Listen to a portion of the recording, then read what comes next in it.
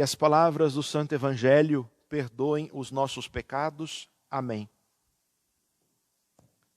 Amados irmãos e irmãs, hoje nós celebramos na igreja a vida de uma santa mulher, que com certeza é uma grande intercessora junto a Jesus Cristo, para que recebamos do Pai as graças de que tanto necessitamos, e que segundo as nossas capacidades nos são impossíveis. Mas segundo a graça de Deus, tudo é possível. O meu Deus é o Deus do impossível. O seu Deus é o Deus do impossível. O nosso Deus é o Deus do impossível. E nós contemplamos a ação deste Deus na vida desta santa mulher, que foi associada à glória dos santos, porque testemunhou o Evangelho nesta vida e permaneceu fiel aos mandamentos do Senhor, abrindo mão, inclusive, como uma profunda doação dos seus próprios filhos. Nós estamos falando de Santa Rita de Cássia, que nasceu no ano de 1381, lá em Roccaporena, na Itália, e morreu em Cássia no ano de 1457. Santa Rita de Cássia era uma mulher casada com um homem muito genioso, podemos assim dizer, e que lhe trazia muitos sofrimentos. Santa Rita tinha 3 filhos. E a relação com seu marido, que lhe trazia sofrimentos, fazia com que cada vez mais ela se aprofundasse no desejo de se consagrar por inteira a Deus. Mas sempre honrou sua família, rezando inclusive constantemente pela conversão de seu marido. Só que certa vez assassinaram o seu marido. E os seus 3 filhos queriam vingar a morte do pai. Diante de Deus, isto é inconcebível, porque aquele que acredita em Deus, que é o Deus da vida, não se concebe sujar suas mãos de sangue e nem tirar uma vida. Por isso Santa Rita ficava muito preocupada em relação à salvação de seus filhos. Porque se eles vingassem a morte do pai, assassinando aqueles que mataram o pai, seriam condenados ao inferno e não teriam a salvação. Então, num gesto de profundo amor e de grande confiança em Deus, Santa Rita, num diálogo muito franco, numa prece, numa oração, junto de seu Deus, pede que os seus 3 filhos sejam levados deste mundo. Pede que Deus os retire deste mundo para evitar que eles cometam tal atrocidade na tentativa de vingar a morte do pai. E Deus escutou esta mãe. Mas poderíamos perguntar, padre, quem é a mãe que pede para que os seus filhos morram? Uma mãe que conhece a vida eterna. Porque não adianta nada guardar a sua vida neste mundo e perdê-la na eternidade. Não adianta nada salvaguardar sua vida neste mundo e ser condenado ao inferno. Então a mãe preferiu abrir mão, preferiu entregar a companhia de seus filhos nas mãos de Deus, do que tê-los condenados ao inferno por conta do assassinato daqueles que mataram o seu esposo. E Deus escutou. E um grande desejo desta mulher que tornara-se viúva era fazer parte da vida consagrada na congregação das agostinianas. Seu grande desejo era ser uma religiosa. Mas isso lhe era impossível, pelo fato dela ter sido casada. Esta congregação naquele tempo aceitava somente mulheres virgens, que não tinham sido casadas. Então, esta era uma barreira intransponível segundo as próprias capacidades de Santa Rita. Mas de tanto suplicar ao Senhor, de tanto pedir e tanto confiar em Deus com uma fé inabalável diante de tantas negativas que já havia recebido, certa noite, Santa Rita é conduzida num sonho em que escuta o seu nome sendo chamado por 3 vezes. Rita, Rita, Rita.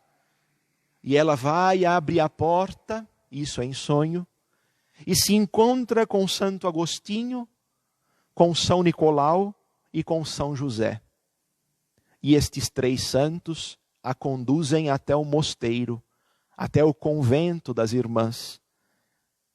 E de repente empurram-na. E quando ela acorda desse momento de êxtase, sem explicação nenhuma, ela se encontra dentro do convento, dentro do mosteiro. Temos que recordar aqui que os conventos naquele tempo eram murados. A entrada era controlada e ninguém a viu passar pela porta. Então, como que de repente Rita acorda ali no convento, e aí as irmãs não sabiam como que ela foi parar ali, e nem ela sabia explicar. A única coisa que disse foi contar o seu sonho. E aí então, as irmãs, mesmo que um pouco contrariadas, decidiram acolhê-la e deram um quartinho para ela, para que ali ela vivesse a experiência da vida religiosa, da vida consagrada a Deus. Mulher de muita oração, suplicou a Deus para que livrasse o seu cunhado da peste. E Deus a escutou. Repito, Santa Rita suplicou a Deus que livrasse o seu cunhado da peste. E Deus a escutou.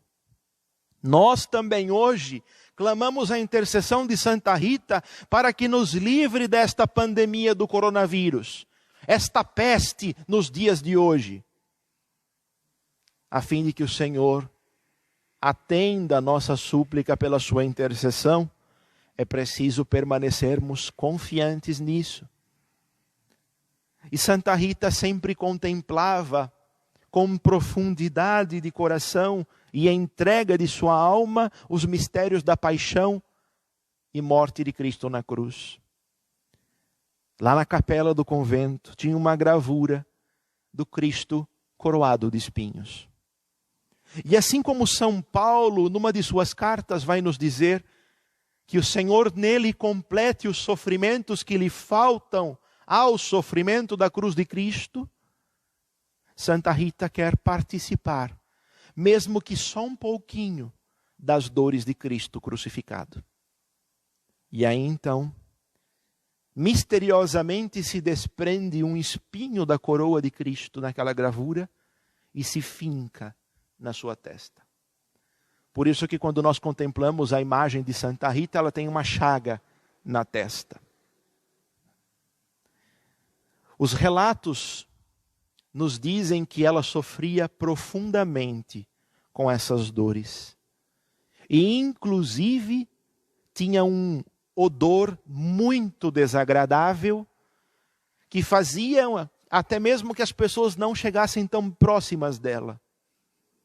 Até mesmo numa ocasião as irmãs tiveram que repensar o lugar onde ela habitava, onde era a sua cela, porque ninguém aguentava esse cheiro tão forte.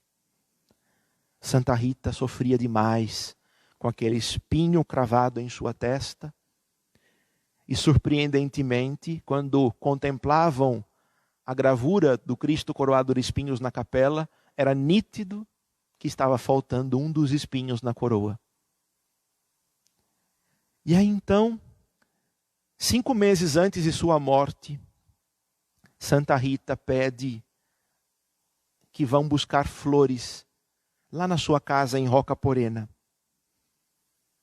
Nós estamos no mês de maio, 22 de maio. 5 meses antes, é inverno na Itália. Não é tempo de rosas. Mas ela insiste, vá buscar rosas. E aí então, quando chegam no jardim de sua casa, lá em Roca Porena, na casa de sua família, encontram um roseiral. E a mesma coisa acontece quando depois pede para irem buscar figos. Por isso que quando nós contemplamos a imagem de Santa Rita, ela tem rosas, mas também pode ter figos. E encontram os figos. Em pleno inverno. Já era grande a admiração que o povo nutria por esta mulher que exalava a santidade de Deus. E aí então, quando morre, passa a exalar um perfume muito forte de rosas. A sua biografia nos diz que as irmãs do convento nunca conseguiram sepultá-la. Porque a sua fama de santidade era tamanha que sempre chegava gente para fazer o seu velório, para estar ali diante de Santa Rita, que já partira para a casa do Pai. E até hoje, então, seu corpo se encontra exposto. Amados irmãos e irmãs, quando nós contemplamos os mistérios de Deus na vida desta santa mulher, nós compreendemos de fato que se cumpre, assim como cumpriu-se na vida da Virgem Maria, a palavra do Senhor, de que para Deus nada é impossível. Aqui nós temos um testemunho disso também, na vida de Santa Rita de Cássia. Mas nós também temos esse testemunho na nossa vida, não é verdade?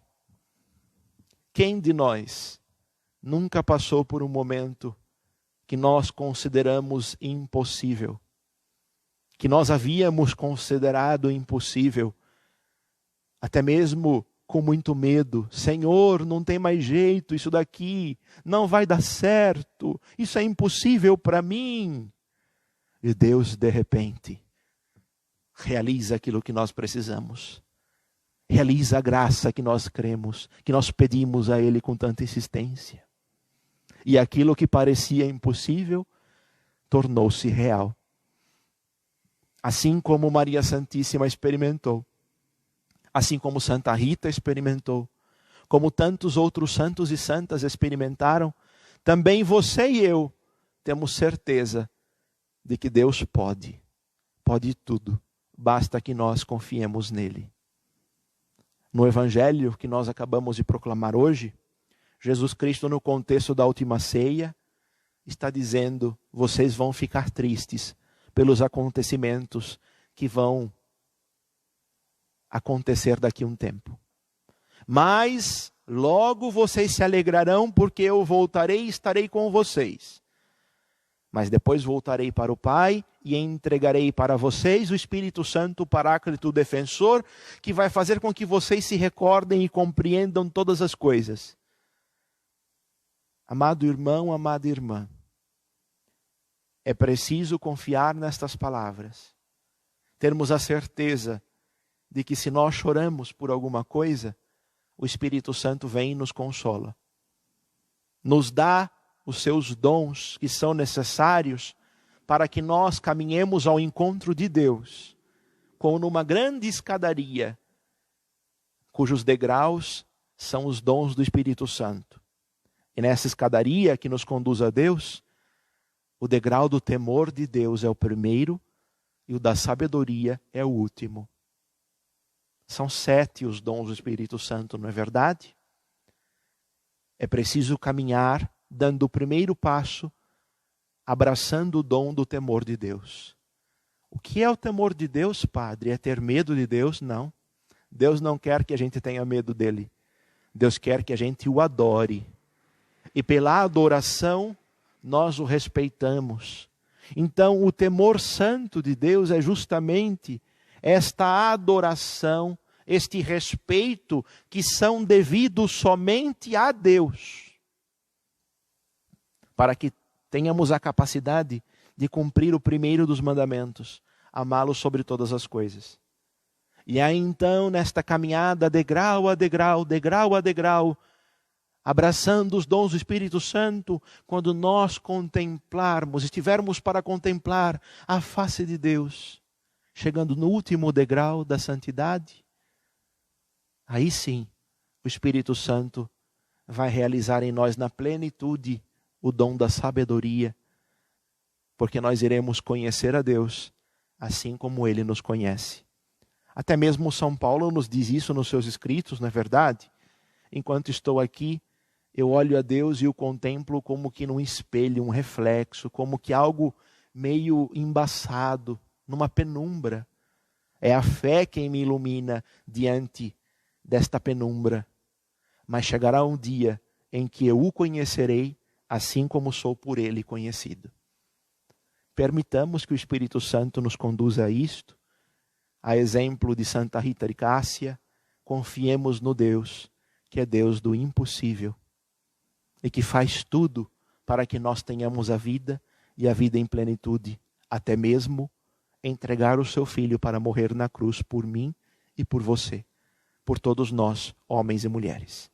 Louvado seja nosso Senhor Jesus Cristo, para sempre seja louvado. Santa Rita de Cássia, rogai por nós.